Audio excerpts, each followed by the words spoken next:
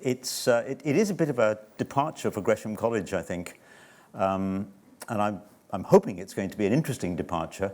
When I tell people I'm a film and media historian, I usually get several standard reactions. One is, what's your favorite film? You've got to be ready for that. The other, of course, is a kind of intake of breath, as if you're suspected of misleading the young by taking them away from useful subjects. Media studies has come in for a lot of stick in recent years. Much talk about it not being a proper subject. It has actually just made it. Film and media studies is now a part of the next RAE, for better or worse, in its own right. So we are making progress academically. But the question still hangs over the subject area, what's it really about? And what I'm going to try and do is lift a little corner of the field for you this evening, and hopefully stay more or less on time, and show you something of what I find exciting and interesting if we look back before the era of film as such. Because there's a great deal of screen entertainment long before there are moving images on the screen. I did a television series some years ago in the 1990s, and I described it when I was pitching it to the BBC as cinema from 1800 to 1913. They looked a bit askance and said, but did it start that early? Yes, it did. And here is an extraordinary image which I never tire of putting in front of people. I'm sure many of you know it. It used to be quite a rare image, but it's become a very common one. In fact, if you look on the internet, you'll find there are many thousands of iterations of it. It's Punch's Almanac for 1879, which means it came out in 1878, at the very end of 1878. It was drawn, in fact, by Gerald du Maurier, famous as a writer, writer of Trilby and all sorts of things like that, but also a great graphic artist. And what it shows, in case you can't read the small print, is the pater and mater familias sitting in front of their fireside in, presumably London, talking to their daughter in Ceylon, Sri Lanka, by telephonoscope. This is 1878. The prospect of being able to talk and have a full-screen conversation with your nearest and dearest on the other side of the world really seemed entirely possible at the end of 1878. Why was that so? How was that so? Well, I'll come around to the answer to that a little bit later, but just remember that there's nothing new in multimedia. We still haven't really reached this point, have we? I don't think what we can do with our mobile phones is quite as good as that. I'm going to talk about media, and one of the things we have to obviously reflect on is, what is a medium? What do you mean by a medium? It's a concept that has undergone a lot of shifts of meaning and extensions, even in my lifetime. During the Renaissance era, it meant a middle course, or, interestingly, an intervening substance, something that came between. And one of the later uses given by the Oxford English Dictionary is an intermediate agency, means, instrument, or channel. That, I think, will do very well for what we're talking about on the whole. There was also, of course, an offshoot use for those thought to be able to communicate with the dead, mediums, acting as intermediaries or channels between this life and the next. But the idea of a medium, the idea of media studies began to heat up a great deal during the early 1960s, and that's thanks to the writings of this maverick Canadian scholar of modern English literature, Marshall McLuhan. Marshall McLuhan was a perfectly respectable student of modernist poetry until he got the media bug at some point in the 1940s. And I can still vividly remember discovering one of McLuhan's books. It was The Mechanical Bride, in fact, and the library stack as an undergraduate in Belfast, and being riveted by McLuhan's witty deconstruction of advertising and popular culture. His book's subtitle was The Folklore of Industrial Man, first of his many remarkable books. Now, this was a very different approach to popular culture from that of our own Richard Hoggart. Richard Hoggart published The Uses of Literacy at the end of the 1950s, and this, if you like, was the English version of media studies, and I think the graphics says it all. The Uses of Literacy was not a very uplifting book. In fact, it's a rather puritanical book, I think, which talks witheringly about comic strips, cheap, sensational literature, the kind of stuff that youngsters grew up on in the Leeds that Richard Hoggart knew as a child. It's very different from the world conjured up by the covers, for instance, of McLuhan's books. And look at that wonderful strapline on the McLuhan book, Understanding Media. The most debated, the most important thinker, Newton, Darwin, Freud, Einstein, Pavlov. Well, nobody was saying that about poor old Richard Hoggart. We don't live in a culture, in Britain certainly, which goes to those sorts of extremes. My first job in life, which probably explains why I am where I am at the moment, was actually teaching the thoughts of Marshall McLuhan as a young philosophy graduate in the 1960s. So I feel I owe McLuhan a lot. He seemed to relish the imagery and the language of advertising with a kind of amused skepticism. And it was from a fusion of Hoggart's interest in the texture of everyday popular culture, because there's a lot to be said for Hoggart, of course, and McLuhan's rather higher level, very ambitious, often very erratic, but very stimulating and very exciting approach to what media do to us. That's what formed the media studies that I grew up with.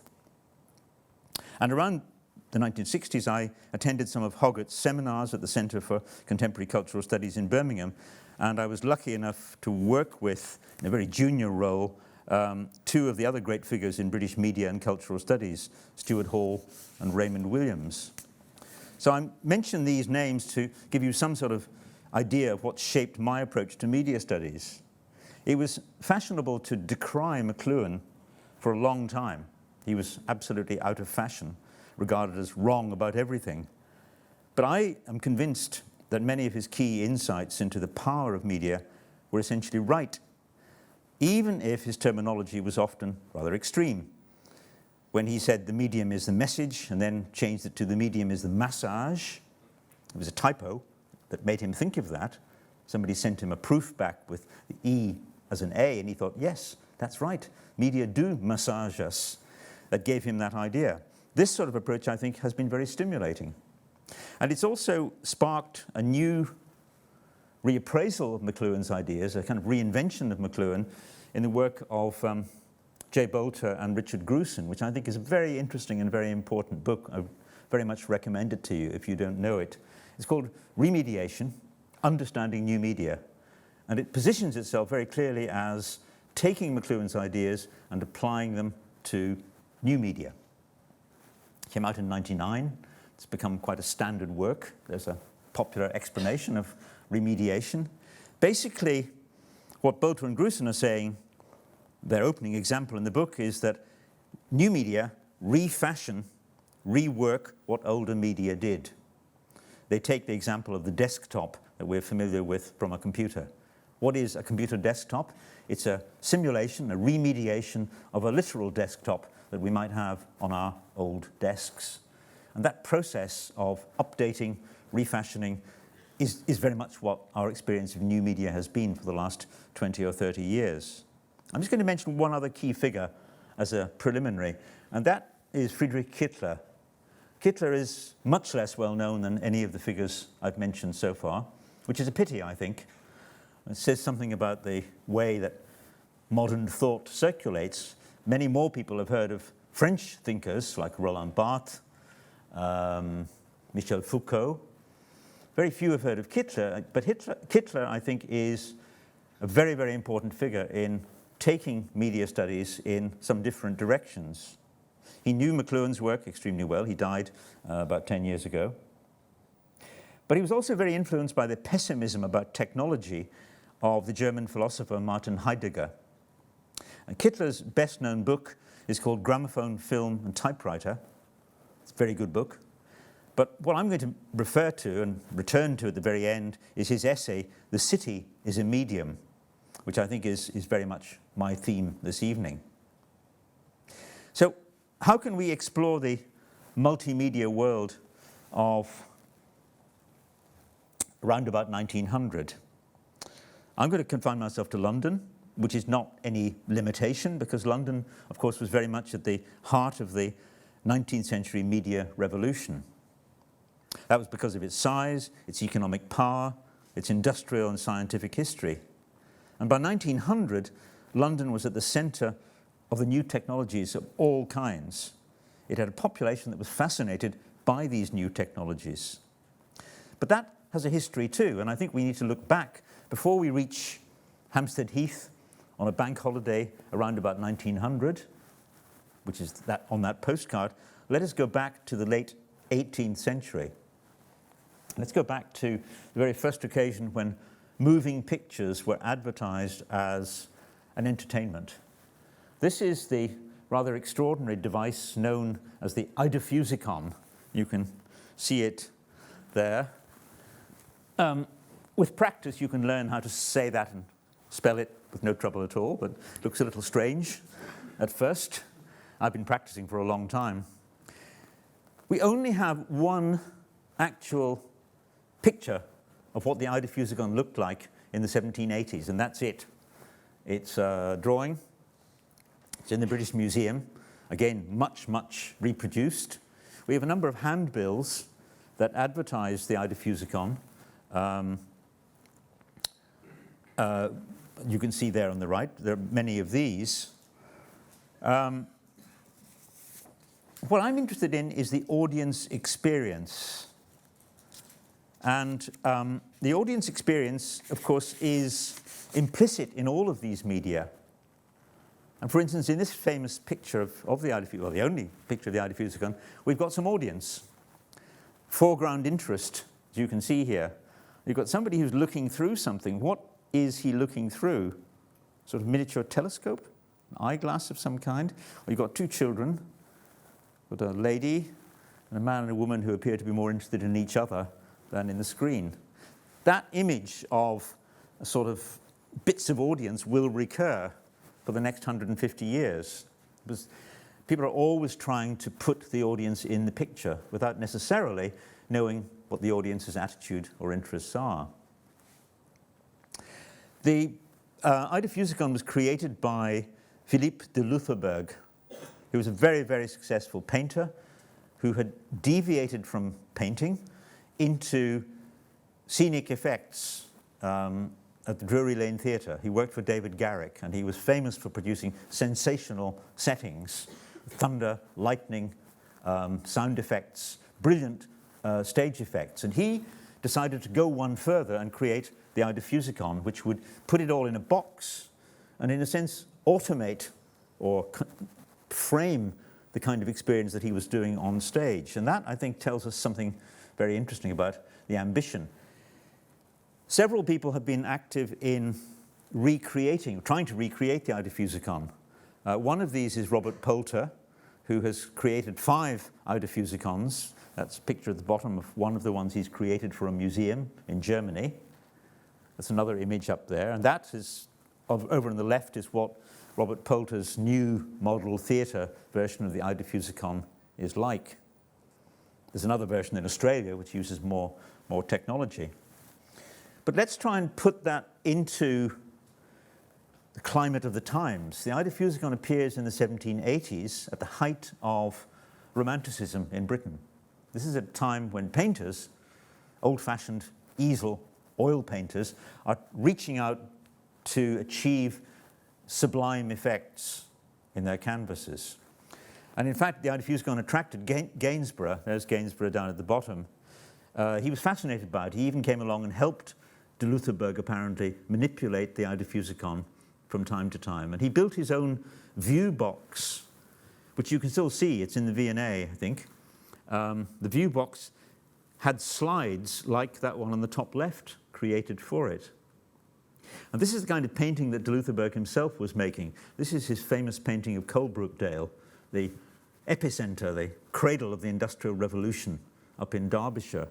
That belongs to the Science Museum in London, and they tell me it's their single most requested painting. It's perpetually being shown all over the world. If one painting sums up the Industrial Revolution, it's de Loutherbourg's Coalbrookdale. So he knew about effect, he knew about sensory effect already from his work in other media.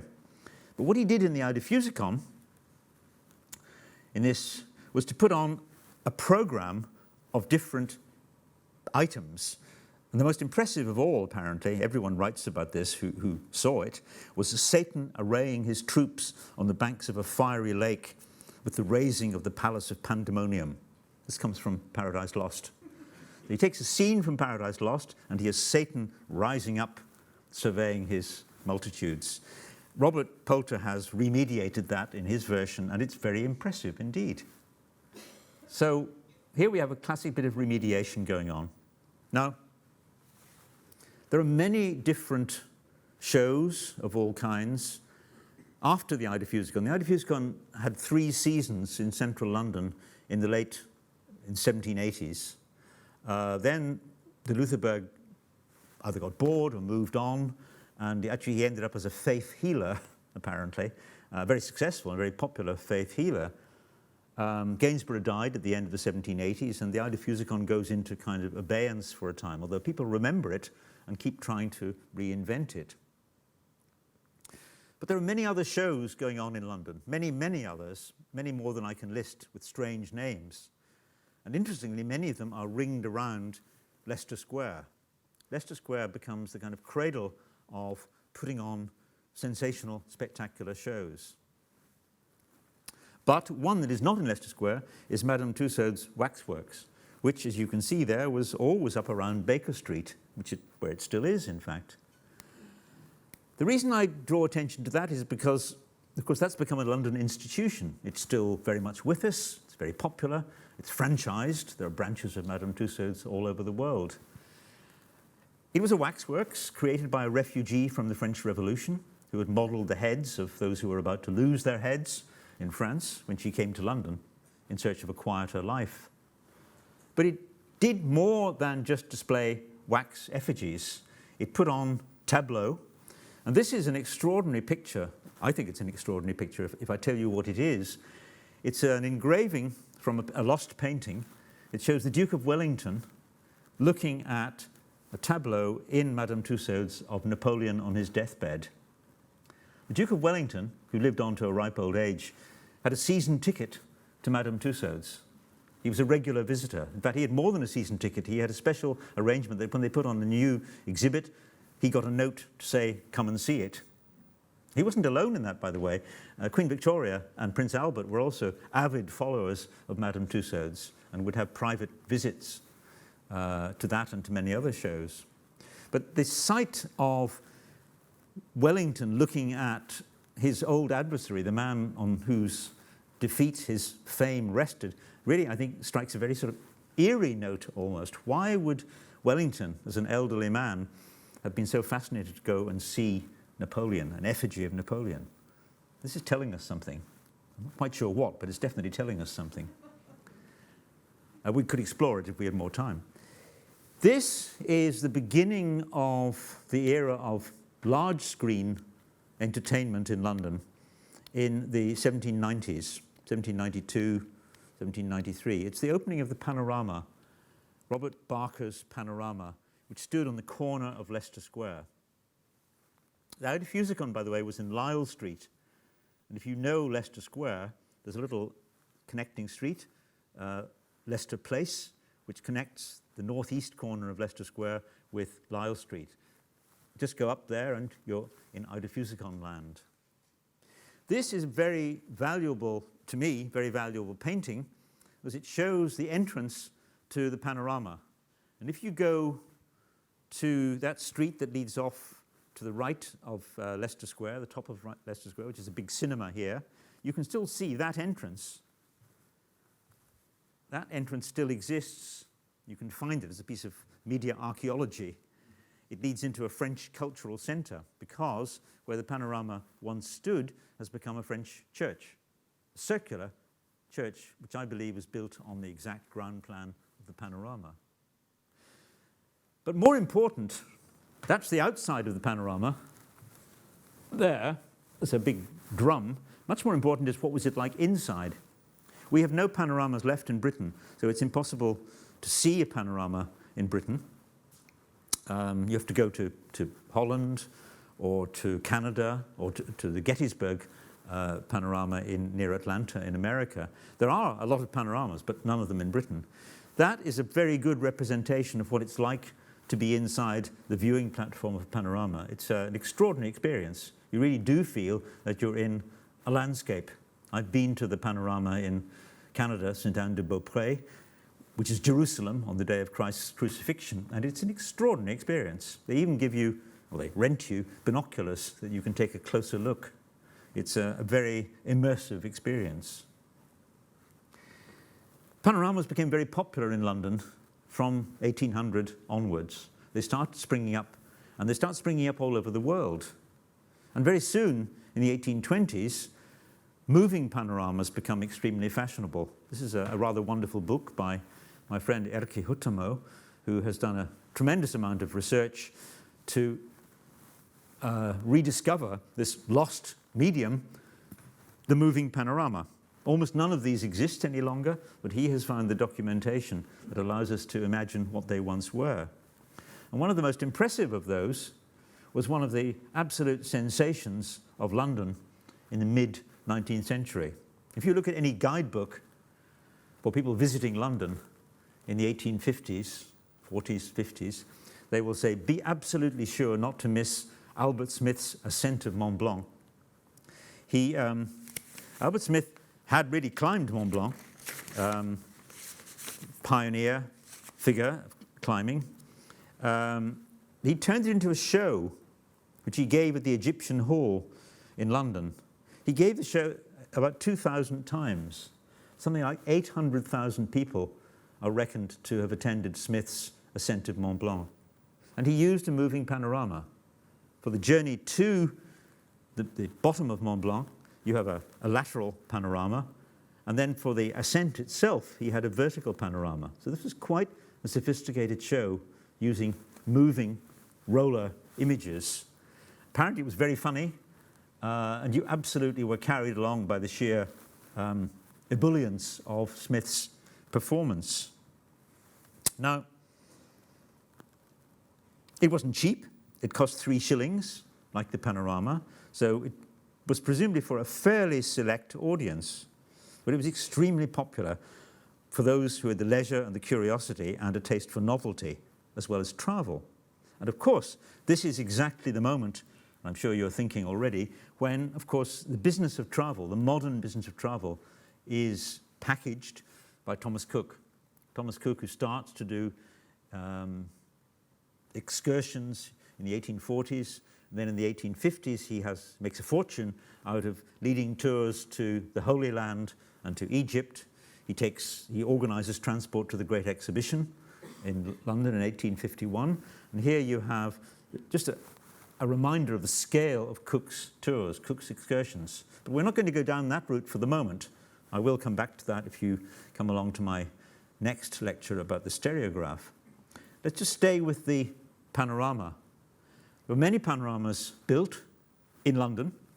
One of the most impressive, I think, was the Colosseum in Regent's Park. A guidebook to Regent's Park says, do not miss the Colosseum. There are pages of description of the wonders that you can see inside. As you can see, it's a rather grand building. It's actually built as a direct imitation of the Pantheon in Rome. And there are detailed descriptions in guidebooks of what you could actually see in the various circular paintings that were displayed in it.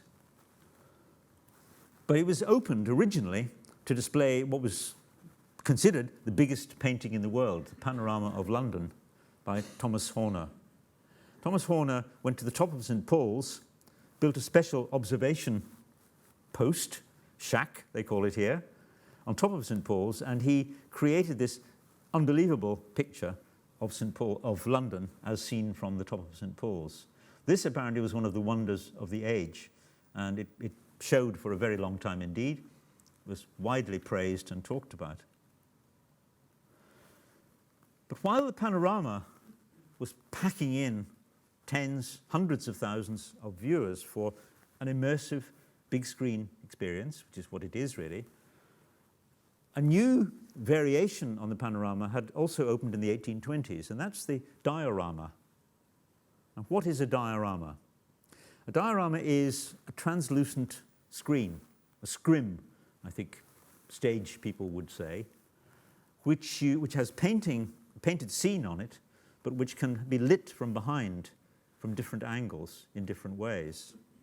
So at the center of the diorama experience, an audience, a seated audience, is sitting looking at a screen with a man who is busy manipulating the change of scene. And this shows you that, in fact, the audience sitting on these seats is moved from one viewing position to another, back and to and fro. So this offers the possibility of going on a kind of journey. Typically, a diorama show would show you a day scene and then the same scene at night. It might show you a spectacular sunset. There are many different scenes in the repertoire of the diorama. The main diorama in London was on Oxford Street. If you go to Marks and Spencer's in the Pantheon building, that's the building that was occupied by the diorama. That was the first version of the Pantheon building. You can see it there in the top image. And interestingly, dioramas became fashionable meeting places. They developed coffee shops, restaurants, cafes. They're even used as the background for fashion plate illustrations. One of the reasons why we have a lot of pictures of the foyers of the diorama is because they appeared in fashion illustration. I mentioned the Egyptian Hall, which was on Piccadilly. It doesn't exist any longer. It was demolished in 1905. The Egyptian Hall was, it ran from 1812 until 1905. For much of its career, it was billed as England's home of mystery. What you see in this photograph is one of its very later versions, before it was demolished, when it had become the home of improved animated photographs. Like many of these entertainment venues, it went over to showing predominantly moving pictures around about the end of the 1890s, the beginning of the 1900s. So it's a process of transition. Moving pictures are brought in to update a show which has been running already for many decades because they're the latest thing. They're what people want to see. But before that, the Egyptian Hall had hosted Albert Smith's Ascent of Mont Blanc. It had hosted Napoleon's carriage, brought over to England after his defeat at Waterloo. Many, many, many others. Exhibitions devoted to the wonders of Mexico, an enormous repertoire of subjects. And for 30 years, the organizer of its events was Neville Maskelyne, one of the great showman conjurers, famous for his displays of sleight of hand. Over on Regent Street, near Oxford Circus, was another remarkable institution of 19th century London, the Royal Polytechnic Institution. The Royal Polytechnic was a strange concept. It was a building inside which were demonstrated new scientific and technological developments. Photography got its launch in London. There was a photographer's studio. There was an electric railway as electricity became the new medium. There were many kinds of displays projected from a giant microscope. That was extremely popular in the main hall of the Royal Polytechnic. And there were dissolving views. The Royal Polytechnic's dissolving views were extremely famous. They were what you went to at Christmas, especially. It was considered to be a great treat. You would take the sons, daughters, nephews, etc., along to the Royal Polytechnic for a slap-up magic lantern show. The Royal Polytechnic's lantern slides were enormous, that size, beautifully hand-painted, colour, of course, and they dissolved one into another. So really it was like, once again, just like the Eidophusikon, we were seeing dissolving, moving pictures in colour with music. It was also where the great stage illusion, Pepper's Ghost, was created by the curator of the Royal Polytechnic, John Pepper. And, I've touched on it, but we should give it its due, of course, the biggest show of all in many ways, which was unique to London and started something which is still with us today, was the Great Exhibition of 1851. And not just the contents of the Great Exhibition, but the building. The building itself was, in many ways, the most impressive thing about the Great Exhibition. This giant palace, designed by a man who'd been the head gardener in Derbyshire, Joseph Paxton, built a gigantic structure out of iron and glass, which housed the Great Exhibition. And that is the outside of it, as it were, and that's the inside. People came from all over the world to see it. No one was unimpressed. Millions upon millions of visitors attended during the run of the exhibition. They came from all over Britain. There are cartoons that show Manchester empty because everyone's gone to London to see the Great Exhibition. Visitors came from Russia. It left a very deep mark in Russia. Dostoevsky wrote about it. Everybody wrote about it because it was one of the wonders of the age. When it had to move from Hyde Park, the entire structure was taken down and re-erected in Crystal Palace, in what became Crystal Palace. It's got its name from having the Great Exhibition building reconstructed, and that stayed there until the 1930s when it burned down. But Leicester Square was also still in the picture. And every time I stand in Leicester Square talking about its media archaeology, I close my eyes and try and imagine what it would have been like if Wilde's great globe was still there right in the centre of the square. It's hard to imagine, isn't it? Look at Leicester Square today and ask yourself, how on earth was there room for something on that scale? Wilde had proposed to the Great Exhibition curators that he would build this giant sphere in Hyde Park. They'd said no. He said, right, I'll do it anyway. So he did a deal to construct this building in the centre of Leicester Square, which stood for over 10 years. It had an interior walkways modelled on the Panorama. It was effectively the Earth turned inside out. It was perfectly to scale, and you were inspecting a giant globe of the Earth. He was a map maker by trade, by profession, but it was turned, as it were, towards you, a sort of concave version of the Earth, with many galleries alongside it. And, of course, explanations. It had the book of words that accompanied the show. It was pulled down eventually, amidst much acrimony in the 1860s. And last, in this tour of the shows of London that created this sort of sense of media and spectacle, there's Earl's Court and Olympia. So I think we often tend to leave out of these things.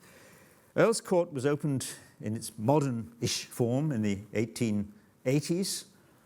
That's an aerial view of it at the time when its biggest success is Buffalo Bill's Wild West show. This was the biggest touring show in the world.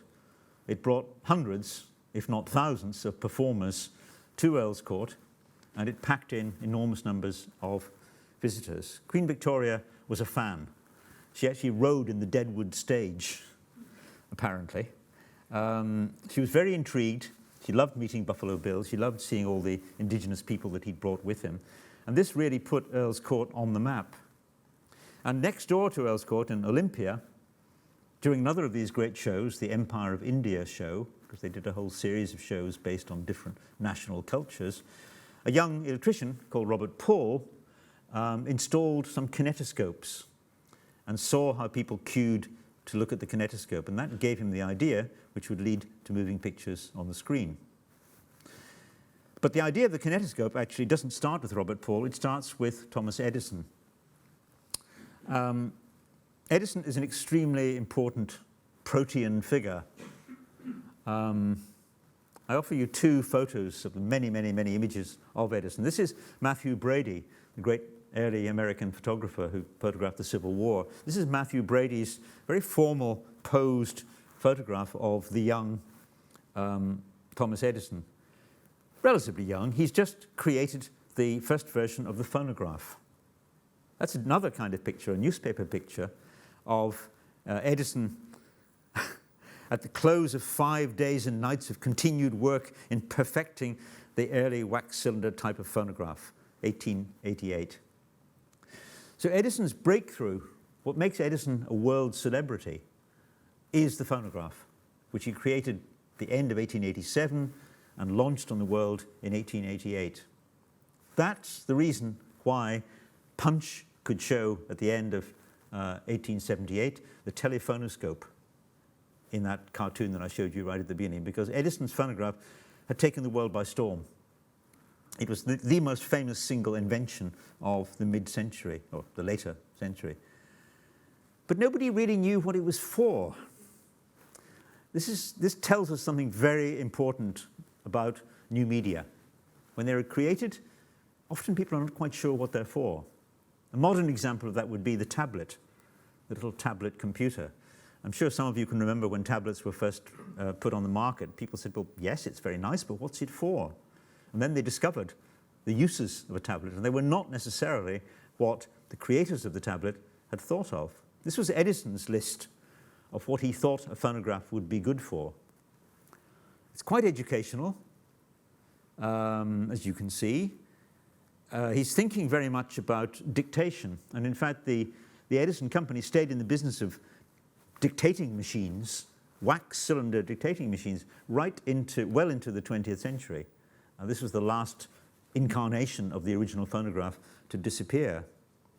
But some of them are really quite wonderful.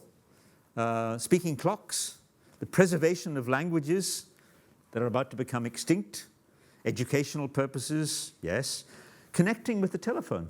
Telephone was a very new invention in itself, but already people could see the problem. What if somebody phoned when you weren't in? Answer, you can put a phonograph and it will record the message. So right at the beginning, these two early media come together with a glimpse of what, in fact, will be useful. Edison's phonograph spread out across the world. It was talked about everywhere.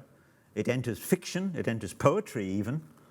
It becomes cheaper. It gets better. The early Edison tinfoil phonographs were terrible. The sound quality was absolutely appalling. So there was no question of a very refined recording. But Edison had some interesting collaborators, and George Gouraud, Colonel Gouraud, was his agent on Earth in Britain, a very well-connected man who used to throw dinner parties and soirees and introduce the phonograph to the cream of British society. And this is one of his letters in 1888, a phonogram to Edison. Dear Edison, I'm sending you a recording of an interesting and incredible evening, introducing a few friends who have honored me this evening by their presence here. And he sends Edison a recording of people from round the table.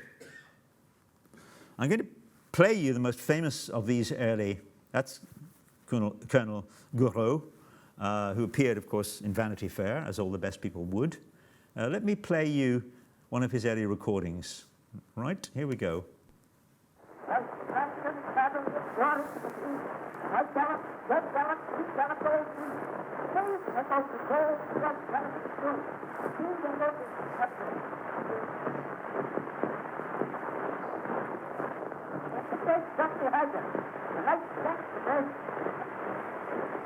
I'm extremely sorry that I can't remember the author, but what picture I can remember all the time is vanishing something about now. What is it? Robert Browning. Well, Father.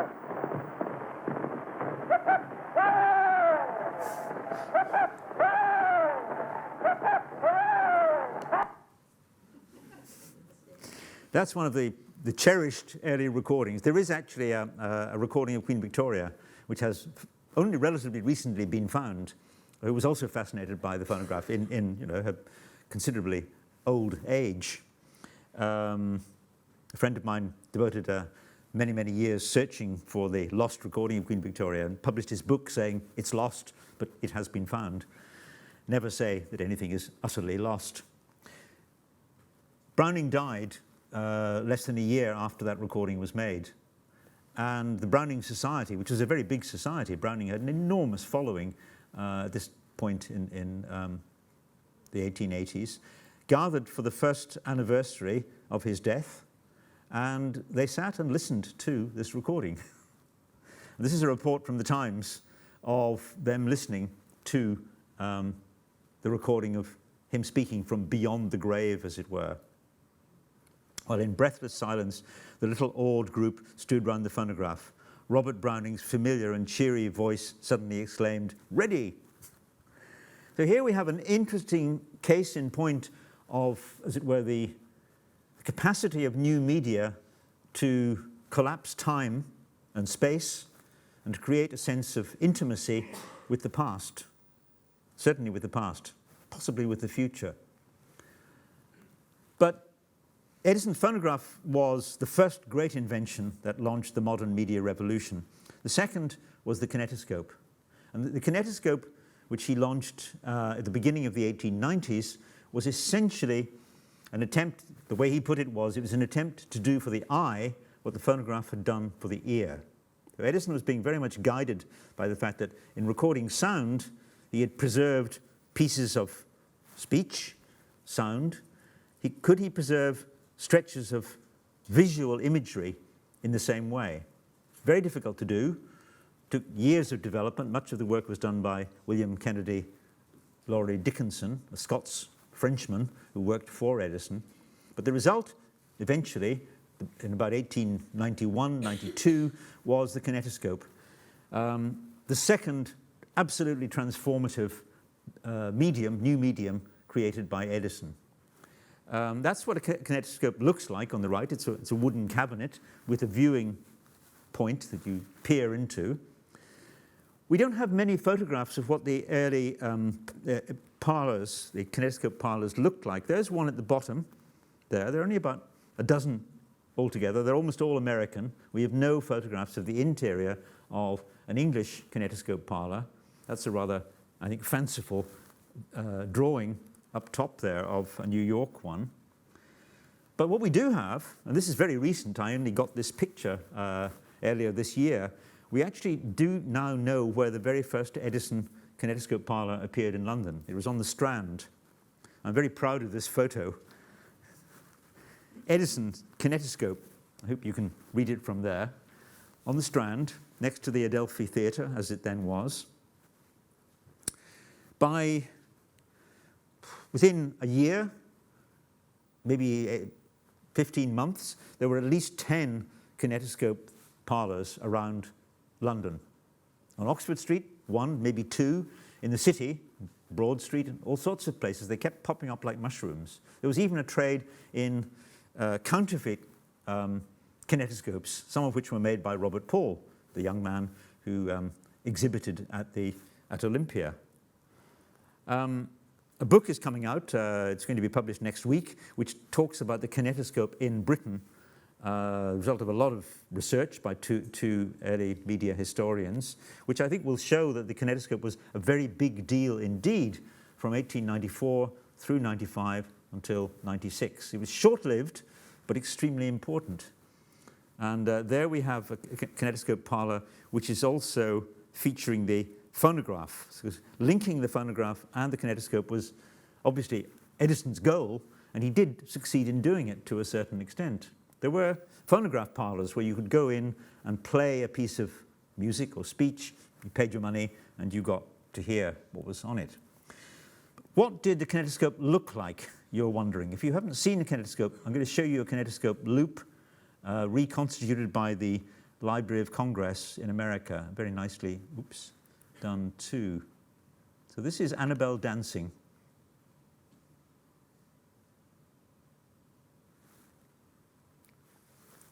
This is Miss Annabelle Moore performing her famous butterfly dance.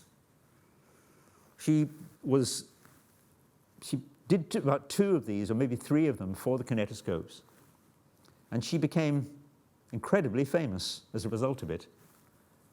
When she was found speeding on her bicycle on Broadway, she made the New York Times because she was famous for having appeared in kinetoscope loops.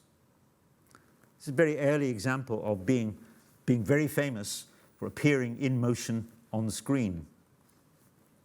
And this, for those who are interested, is the interior of the kinetoscope. It's a rather complicated machine. It was electrically driven, which was a problem because, of course, there were no dependable supplies of electricity, so you had to have batteries to power the machine. And it basically, it's like a sort of large intestine. It has an enormous amount of celluloid wound inside it on rollers, which move very, very high speed, 40 frames per second, much faster than film does today. The kinetoscope inspired two inventors, or three to be precise. Two of them were the Lumiere brothers. They saw the kinetoscope, they thought they could improve on it, and they produced the cinematograph. And you see that picturing of the audience for the early cinematograph there in a typical Lumiere poster.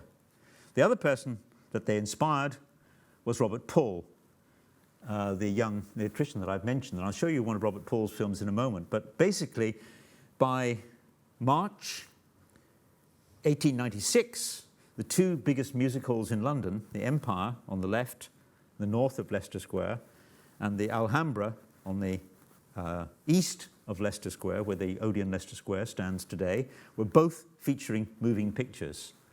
The Lumieres were in the Empire. Robert Paul had been contracted at high speed, not to be outdone, to show his moving pictures in the Alhambra. This was a very big business indeed. That is young Robert Paul when he had just made a film of the Derby in June 1896. And I'm going to show you that Derby with a modern but accurate musical accompaniment.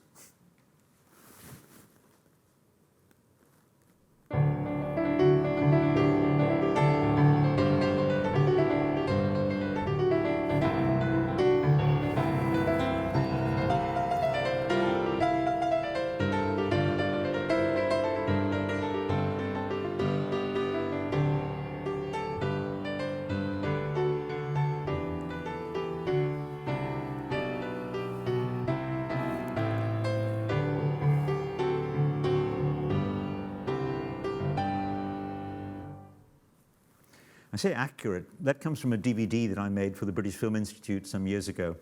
And I asked the pianist, Stephen Horn, we know exactly what was played when the film was shown at the Alhambra on the night after the race. They played God Bless the Prince of Wales, because the Derby had been won by the Prince of Wales' horse, Persimmon.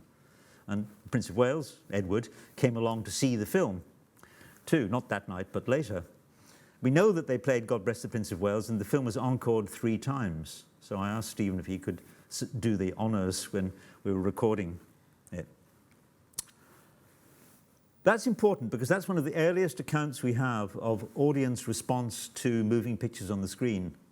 It was a very big event. All the newspapers reported it. They gave pretty detailed accounts of just what the audience did. Paul appeared on stage, took a bow, etc. We actually know what happened.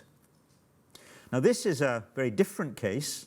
1898, Paul has become one of the most important producers of moving pictures by this time in Britain, producing 1/4 of all the moving pictures that are on sale. He's filming the launch of the latest battleship, HMS Albion. So are 3 other companies. It's expected to be a big event. It's on the Thames at Blackwall. The ship slides into the water, but it sweeps away some of the scaffolding and plunges some hundreds of people into the water. Paul continues to film because his camera is electric. He's busy rescuing people. He rescues 25 people from his boat, but he's taken to task in a number of newspapers for callously allowing the film to be shown in a music hall. He says he's only doing it to raise money for those affected. And that's the music hall, a modern photo of the music hall that he showed his film in. And we have a very interesting account, which I'm just going to read you quickly, of what happened on that occasion. The whole audience in the music hall rose with, I'll play you the film as we show you the film. This is the film that was being shown. The whole audience rose with bared heads as the drama of death passed before them. At the close, With the orchestra playing, rocked in the cradle of the deep, there was scarcely a dry eye amongst the silent audience. So I think that's probably Robert Paul's wife too, actually appearing in shot, accidentally as it were. But this is his motor launch whizzing down the river, and you'll see the confusion of people plunged into the water in just a moment. But I find the account of the audience response really interesting because, again, what we see is that the moving image on screen had the power to convince the audience that they were taking part in a solemn memorial to those who had been killed. Something like 35 people lost their lives in the water. So that's the scene of people in the water, people trying to save those who are swimming around helplessly and so forth. So you can see that from these two pieces of audience response, we begin to get a sense of typical new forms of spectator engagement. We're beginning to see the birth, if you like, of a kind of audiencehood that we're more familiar with in front of a screen with moving images and sounds. What I've tried to do is to show you the build-up to that, the lead-up to it. The last point I want to make is, and the reason why I've got a few little objects sitting beside me here, is to emphasize that although I've talked a lot about large, impressive media, panoramas, dioramas, etc., small media are an important part of the media revolution of 1900. This is one called the philoscope. The philoscope is very small, and basically it allows you to have a pocket viewer, which allows you to see a film. You can see one being demonstrated there. We only have some of Robert Paul's films because they exist in philoscope form and can be put back into moving picture form. And all of the media that I've talked about had miniature forms. This is a toy magic lantern, for instance, just took a candle. This is a polyorama, which is a miniature version of the diorama, which allows you to have your own postcard-sized diorama images. And this is, of course, the biggest medium of them all in the mid-19th century, the stereoscope. And my next talk in February is going to be about, as I usually describe it, the way that stereoscopy has been written out of the history of photography, when in fact it was the way that most people first encountered photography from the 1860s onwards. And that, of course, is another very important part of it. That's my mother's Brownie camera. When George Eastman launched the Brownie at the end of the 19th century, he started a revolution which, of course, made its buyers not just consumers, but prosumers. There were people who produced their own images and became used to the process of producing images as well as consuming images, an extremely important part of this media revolution that I'm evoking. But I've run out of time, so I'm going to stop there. Thank you.